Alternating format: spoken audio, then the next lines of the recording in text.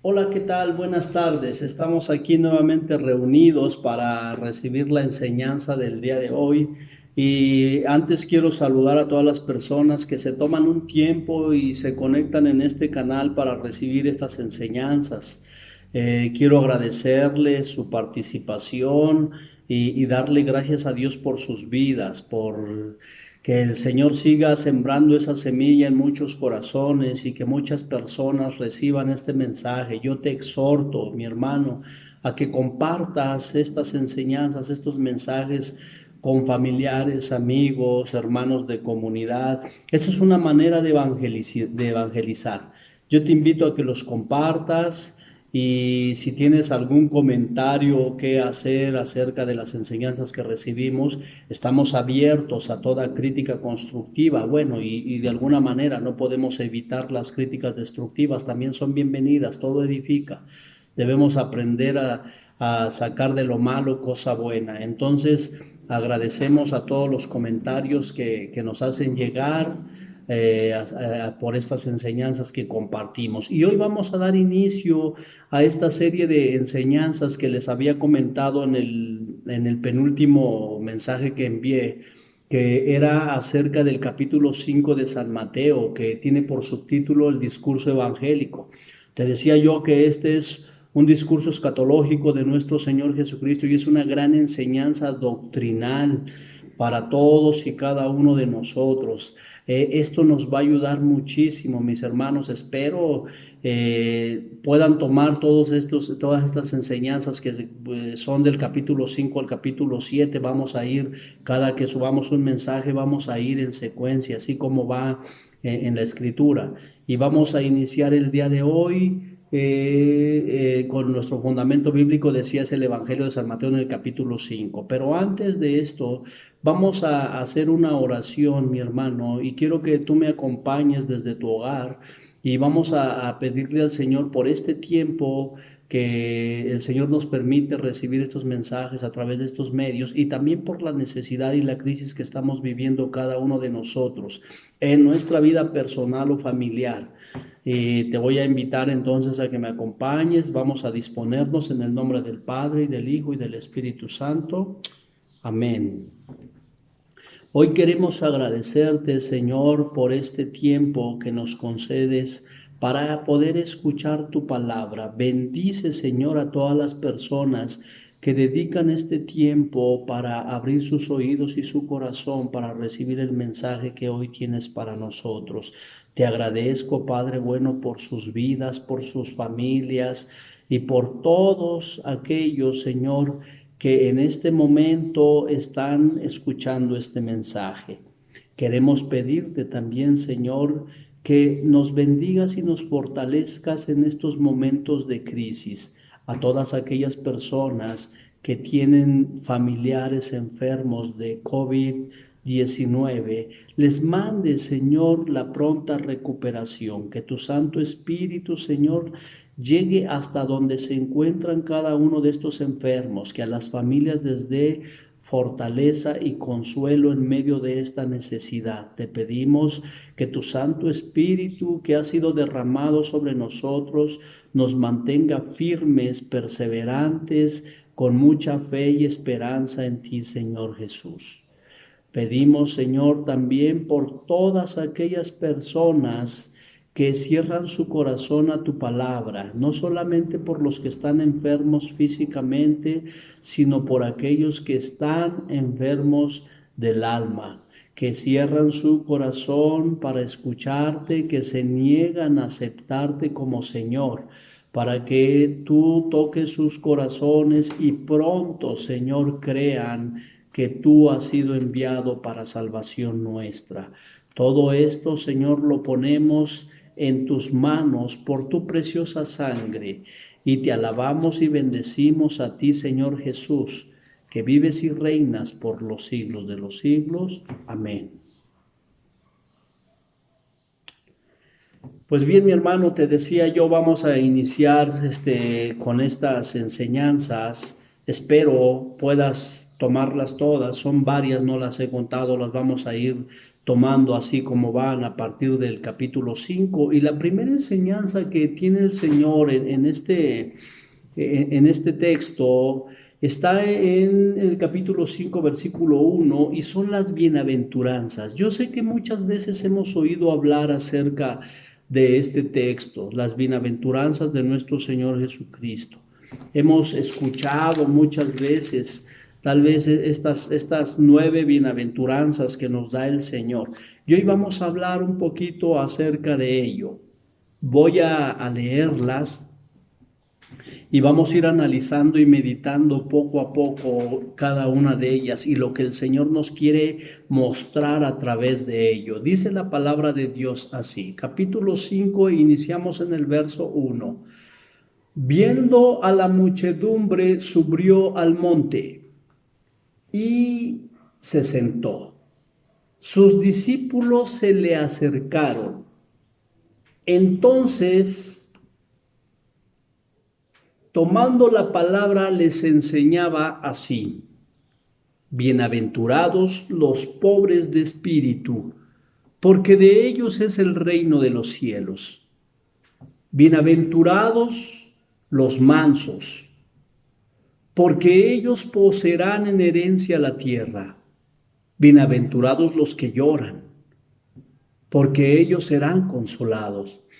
Bienaventurados los que tienen hambre y sed de justicia, porque ellos serán saciados. Bienaventurados los misericordiosos, porque ellos alcanzarán misericordia. Bienaventurados los limpios de corazón, porque ellos verán a Dios. Bienaventurados los que trabajan por la paz, porque ellos serán llamados hijos de Dios. Bienaventurados los perseguidos por causa de la justicia, porque de ellos es el reino de los cielos. Bienaventurados serán cuando los injurien y los persigan, y cuando por mi causa los acusen en falso de toda clase de males. Alégrense y regocíjense, porque su recompensa será grande en los cielos. Pues de la misma manera persiguieron a los profetas anteriores a ustedes. Palabra del Señor. Gloria a ti, Señor Jesús. Bien, vamos a analizar lo que dice el Señor a través de estas bienaventuranzas. Vamos a meditar un poquito, pedimos la gracia y la sabiduría del Espíritu de Dios para poder comprender y entender, aceptar esto que el Señor nos muestra hoy a través de su palabra. Bien, vamos a iniciar. Cuando yo estaba leyendo este texto bíblico, me quedé en el primer capítulo. Es tan profundo que habría mucho que hablar acerca de él. Hoy vamos a tratar de resumir un poco lo que el Señor nos muestra a través de este texto. Dice la palabra de Dios en el versículo 1, viendo a la muchedumbre, subió al monte y se sentó.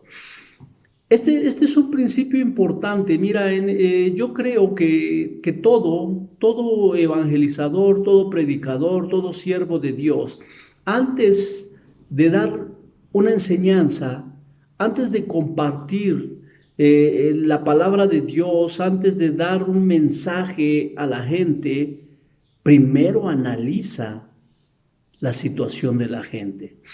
No puedes dar un consejo a alguien sin antes escuchar cuál es su necesidad. Lo mismo que un doctor no puede dar una receta sin antes saber cuál es el mal. Y esto es precisamente así que como inicia este discurso de nuestro Señor Jesucristo en el versículo 1, que dice la palabra de Dios que Él vio a la muchedumbre. Mira, cuando el Señor dice, viendo a la muchedumbre, se refiere a toda la gente que iba siguiéndole, no a los discípulos. A los discípulos hay varios textos que marca él bien claro, lo seguían sus discípulos, muchedumbre y multitudes de gente. En este caso se refiere a la muchedumbre, a la gente que iba tal vez no con esa convicción de los discípulos, de conocimiento, de formación doctrinal, a lo mejor nada más iban por alguna necesidad, a lo mejor nada más iban por curiosidad, a lo mejor lo perseguían o caminaban detrás de él porque, pues no sé, habían oído hablar tantas cosas de Jesús que querían ser testigos o ver algo que los hiciera creer en todo lo que escuchaban hablar de Jesús. Entonces, cuando él se refiere a esta muchedumbre, dice que primero vio a la muchedumbre y después subió al monte y se sentó. Yo analizaba en esta parte la actitud de nuestro Señor Jesucristo, que escudriña el corazón de los hombres, de todos, no solamente de los discípulos, porque para el Señor son importantes los discípulos, pero también es importante toda la gente. Si el Señor tuviera en estos tiempos ojos nada más para los que están dentro de la iglesia, imagínate qué sería de los demás. El Señor es compasivo y misericordioso, lo dice la palabra de Dios. Y entonces el Señor tiene ojos, tiene visión para todos aquellos, no solamente para los que están dentro de la iglesia, sino también para los que están fuera. No solamente para los discípulos, sino también para la muchedumbre, dice el texto bíblico. Y dice que subió al monte. Esta era una manera muy particular de nuestro Señor Jesucristo. Cuando Él quería entrar en comunión con el Padre, se alejaba, se subía al monte, se iba a lugares aislados y se ponía a dialogar con su Padre. En este caso, él vio, imagínense qué vería en esa muchedumbre. Yo quisiera entrar un poquito al corazón y a la mente de nuestro Señor Jesucristo, que viendo a esta muchedumbre decidió apartarse un momento para hablar con el Padre acerca de esto que él estaba viendo. Miró a esta gran multitud de gente. Dice, y entonces se apartó, se fue al monte y se sentó. Yo quiero pensar que él se puso a meditar acerca de lo que veía. ¿Y qué es lo que veía nuestro Señor Jesucristo? Ahorita vamos a analizar más profundamente esto. ¿Qué era lo que veía y qué fue lo que lo orilló a subir al monte y a sentarse, a meditar por un momento esto? Dice que en cuanto los discípulos se dieron cuenta, entonces ellos lo siguieron. Se le acercaron y se sentaron en torno a él. Yo creo que así como pensaba yo, dije, bueno, ¿qué lo hizo? ¿Qué le hizo apartarse para estar meditando acerca de lo que vería? Ellos tenían interés también en saber qué era lo que pensaba. Y Jesucristo, sabiendo lo que había en la mente y en el corazón de los discípulos, les empezó a enseñar. Dice la palabra de Dios que entonces, tomando la palabra, les enseñaba así. Y he ahí donde empieza el discurso de nuestro Señor Jesucristo. Partiendo de la necesidad, de lo que veía en el corazón de esa muchedumbre, de lo que veía en todas esas personas. Porque Jesús, cuando veía a toda esta gente, dice por ahí en la multiplicación de los panes, que cuando vio a toda la gente que le seguía por varios días, sintió compasión de ellos, porque los veía como ovejas sin pastor. Y esta misma situación pasó en este gran discurso donde Jesús mira a la muchedumbre, mira a la multitud de gente y analizando, escudriñando la mente y el corazón de todas esas personas, es como Él se sienta en el monte y empieza a meditar y les empieza a hablar a sus discípulos. ¿Qué fue lo que les habló? Mira, dentro de estas bienaventuranzas que empieza a decir el Señor, por principio de cuentas, la palabra bienaventurado significa feliz, dichoso, alegre. Imagínate, empieza a decir el Señor, la primera bienaventuranza que dice, bienaventurados los pobres de espíritu. Antes de analizar esta primera bienaventuranza, quiero decirte que él se refería a esta felicidad, a esta dicha a esta alegría, no por lo que estaban viviendo en el presente, sino por lo que les esperaba en el futuro. Yo quiero decirte algo, mi hermano, yo no sé qué situación estés viviendo tú. Yo estoy viviendo una situación muy difícil, muy complicada, muy dolorosa para muchos dirían y todo, pero dice el Señor, bienaventurado. Beto, eres bienaventurado por lo que estás viviendo en este momento. Y repito, me está diciendo que soy feliz, dichoso y alegre. Si tú me preguntaras si yo me siento así en este momento, te diría, pues creo que no, porque la situación que estoy viviendo es muy fuerte, es muy dolorosa. Yo sé que tal vez tú estás viviendo una situación similar con algún enfermo, con alguna situación económica, qué sé yo. Y entonces si te dicen, eres bienaventurado, se escucharía hasta como a una burla, feliz, dichoso y alegre estás ahorita con la situación que vives. Diría, pues no es de esa manera, pero repito, él no se refería precisamente al momento que estaban viviendo, sino a lo que les esperaba a esas personas. Porque incluso cuando él da la respuesta de estas bienaventuranzas, él habla en futuro, no habla en presente. Y esta situación entonces la empieza a decir el Señor porque Él mira en aquella gente su vulnerabilidad, su necesidad, su debilidad, la fragilidad de la gente. Por eso augura en esa situación que ve Él de toda esa muchedumbre que le va siguiendo, augura un futuro prometedor. Y es aquí donde empieza el Señor y dice, bienaventurados los pobres de espíritu. Les estaba enseñando a los discípulos esto, porque es a los que estaba instruyendo. Y les estaba diciendo indirectamente que aquellas personas, dentro de esa muchedumbre, había muchas personas que eran pobres de espíritu. Había muchas personas, ¿a qué se refería cuando decía pobres de espíritu? Con una moral muy corta, con poco conocimiento de lo bueno y lo malo. Gente indefensa, gente oprimida, carentes de un espíritu fortalecido, gente hablando de una edad espiritual con una infancia espiritual.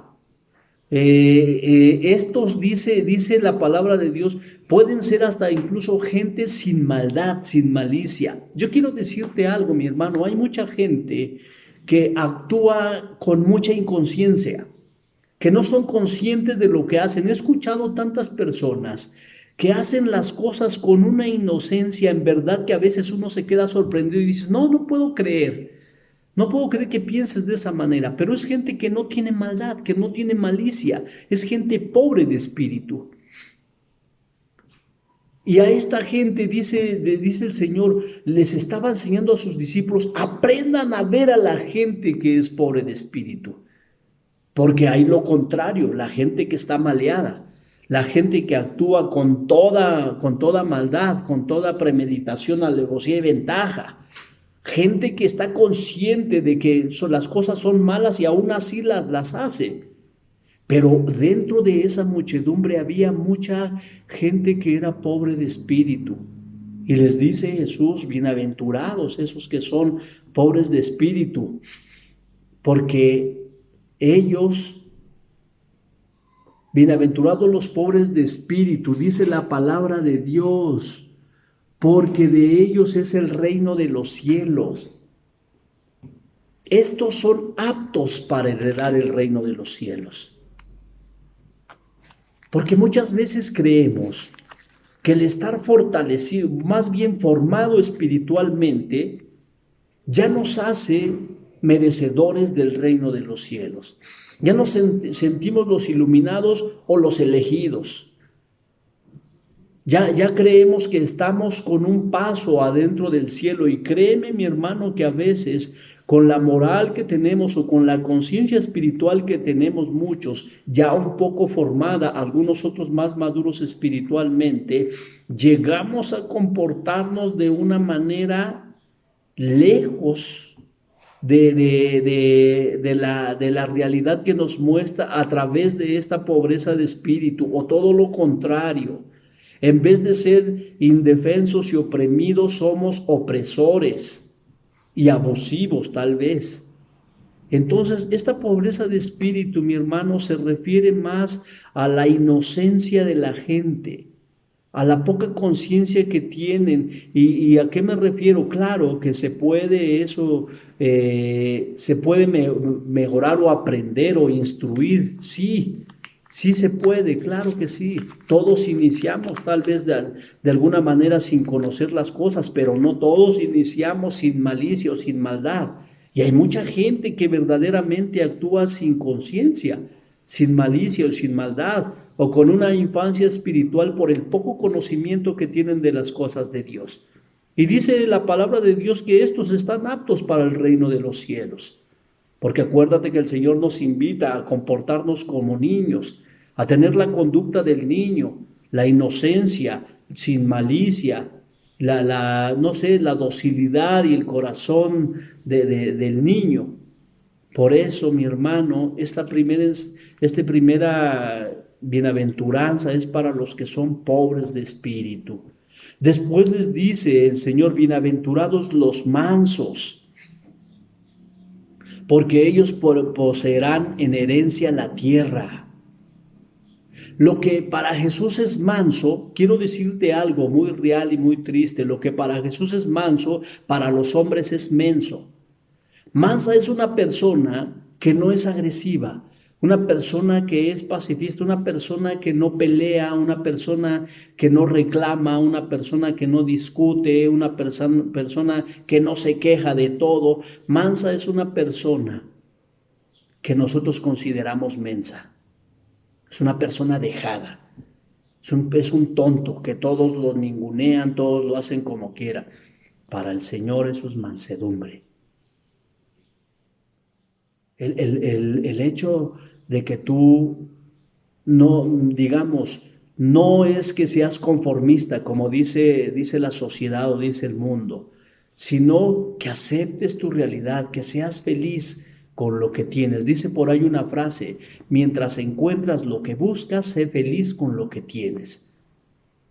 Y esta mansedumbre nos enseña a aprender a vivir con lo que tenemos o con lo que vamos poseyendo, sin estar discutiendo, sin estar peleando, sin estar ambicionando, sin tener toda esa clase de actitudes negativas que son contrarias a la mansedumbre,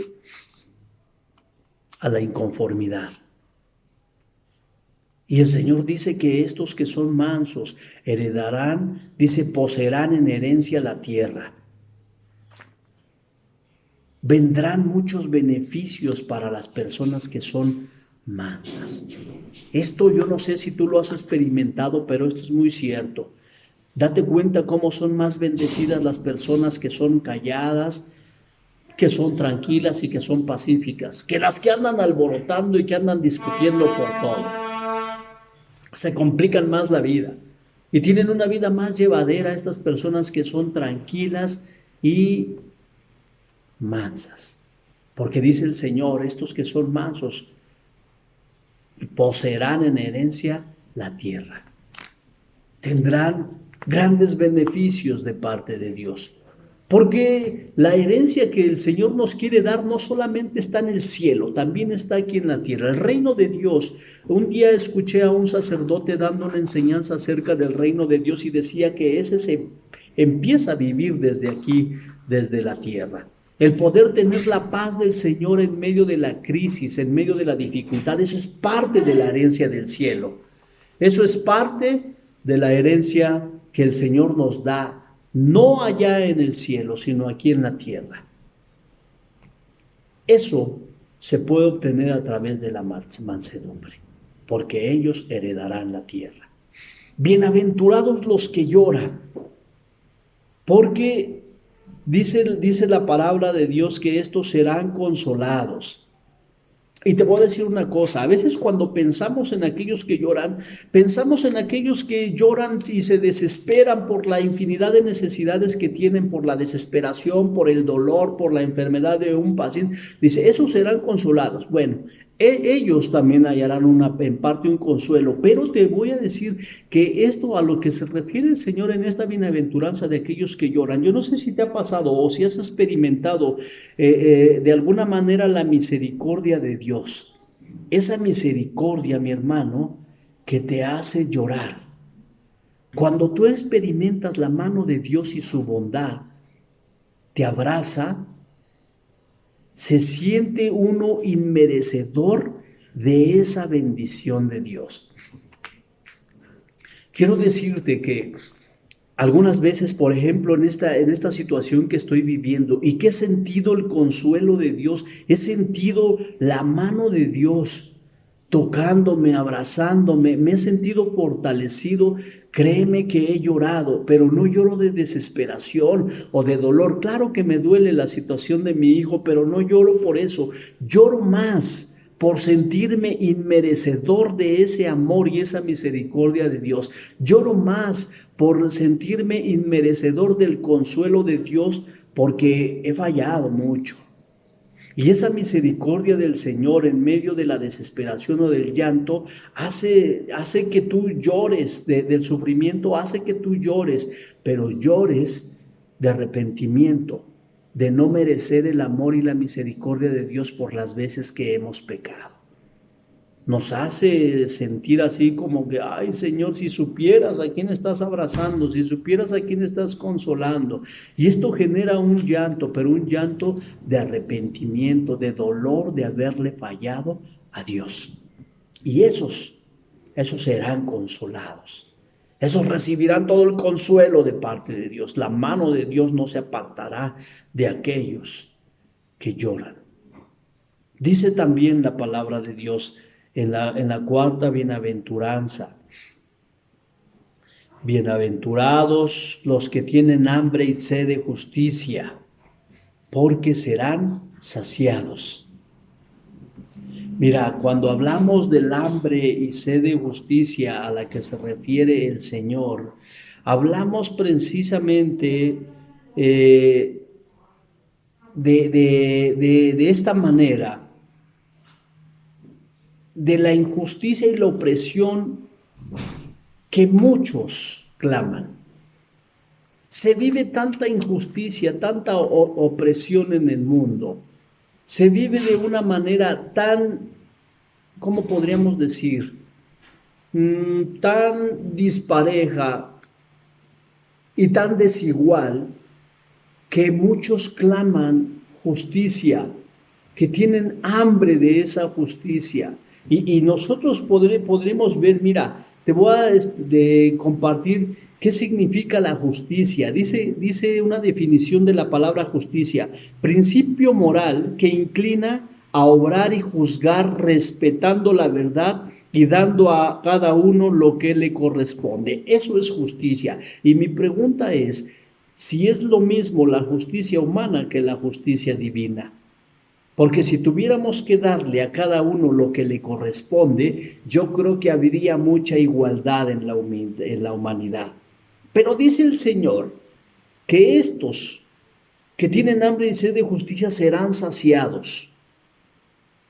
Y la palabra saciados significa satisfacer una necesidad. La necesidad de ser escuchados.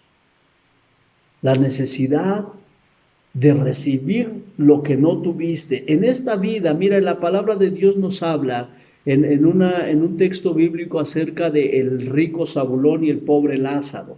Mientras uno hacía festividades y comilonas y borracheras, el otro dice que estaba afuera a la puerta comiendo las migajas y hasta los perros le lamían las llagas y todo. Eso es injusticia.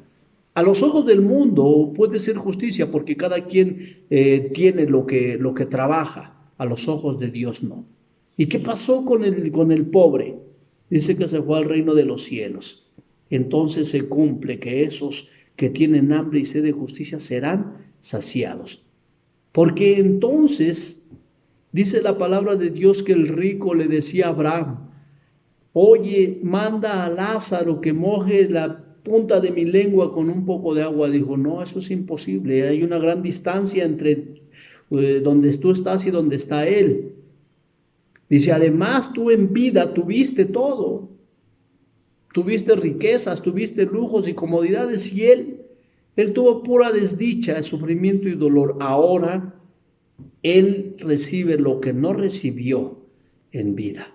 Esa es la justicia divina. Y dice el Señor entonces que aquellos que tienen hambre y sed de justicia, aquellos que viven oprimidos y en injusticia, estos serán saciados. Te decía yo, el Señor no habla de algo presente, habla de algo futuro. Así es que, mi hermano, habrá saciedad en aquellos que buscan justicia. Bienaventurados los misericordiosos, porque estos alcanzarán misericordia. Mira, en estas 4 bienaventuranzas, Jesús se refería más a las necesidades y a las carencias que veía en aquella muchedumbre.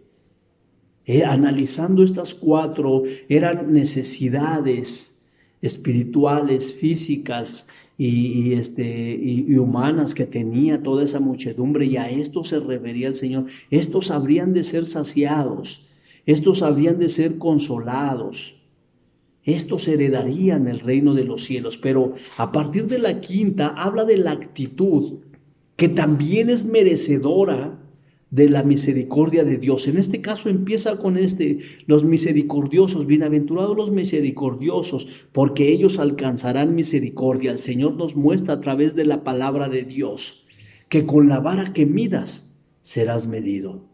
Si tú eres bueno y misericordioso con los demás, alcanzarás misericordia de parte de Dios. Acuérdate, mi hermano, lo dice la palabra y lo dice por ahí un refrán también.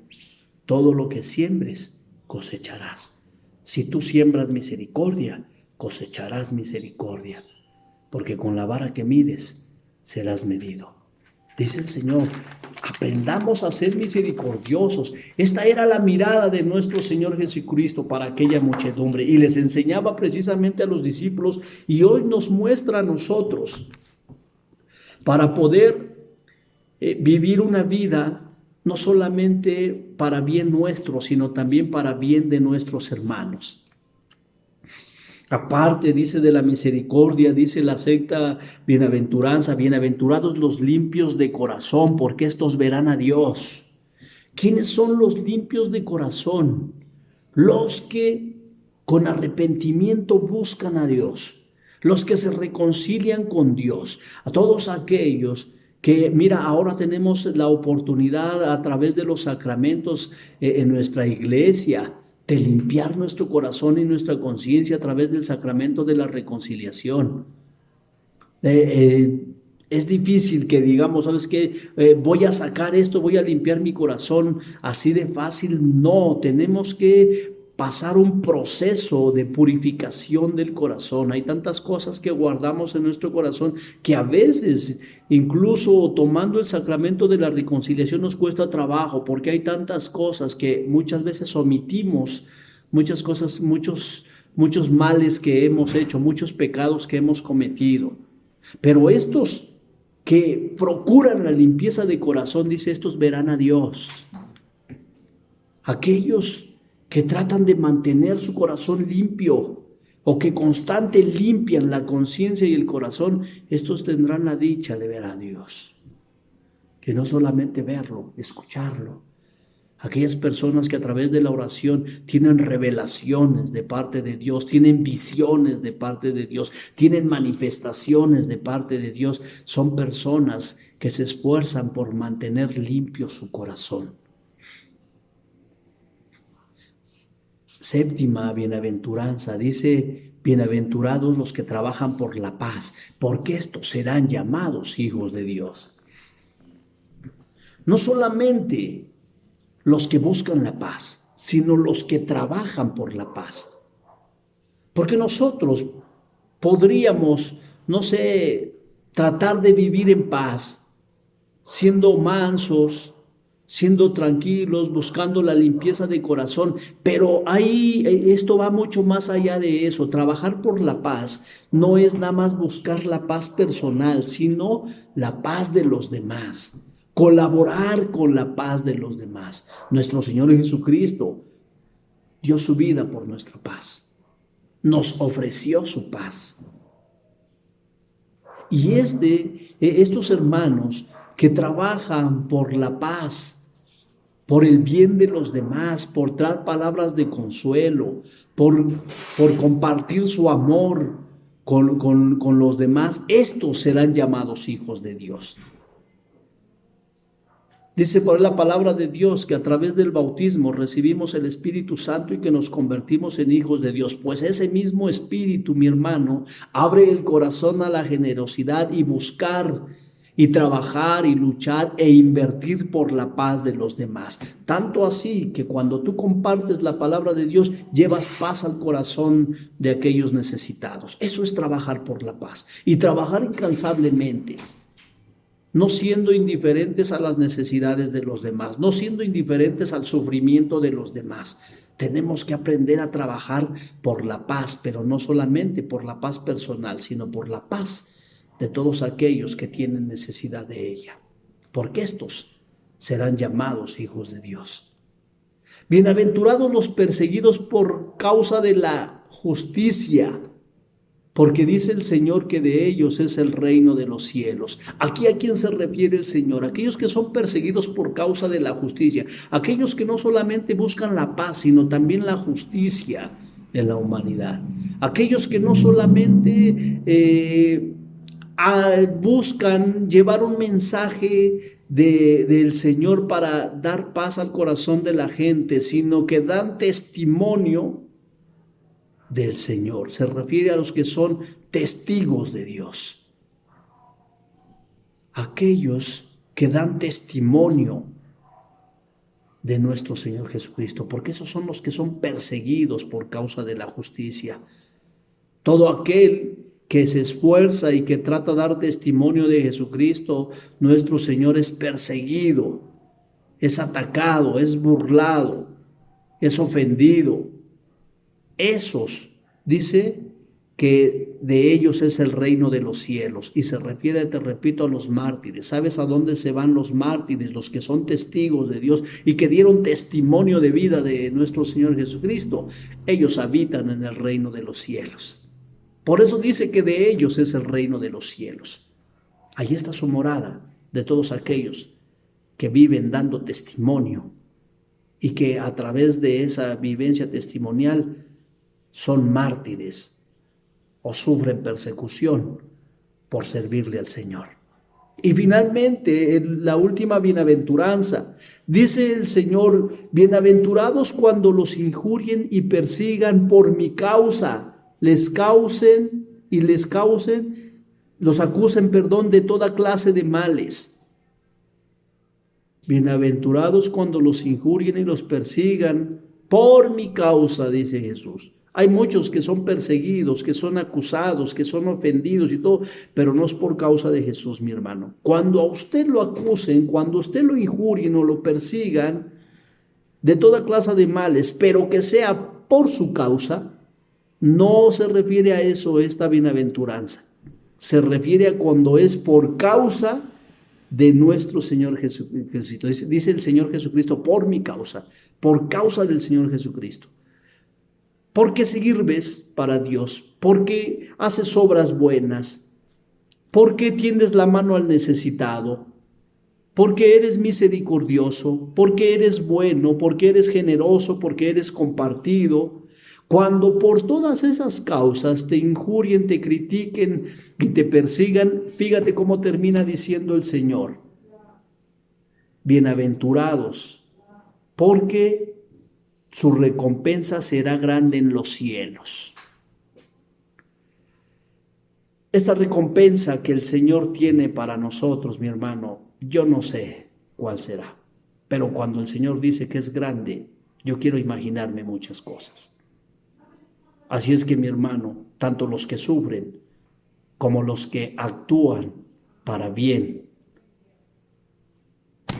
en la enseñanza de nuestro Señor Jesucristo serán bienaventurados, alegres, felices, dichosos, y en la recompensa será grande en el reino de los cielos.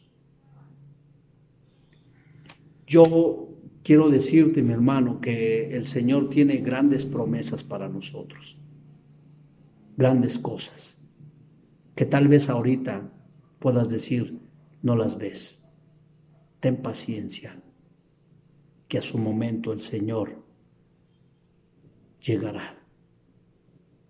A Él sea la gloria y el honor, ahora y siempre y por los siglos de los siglos. Amén.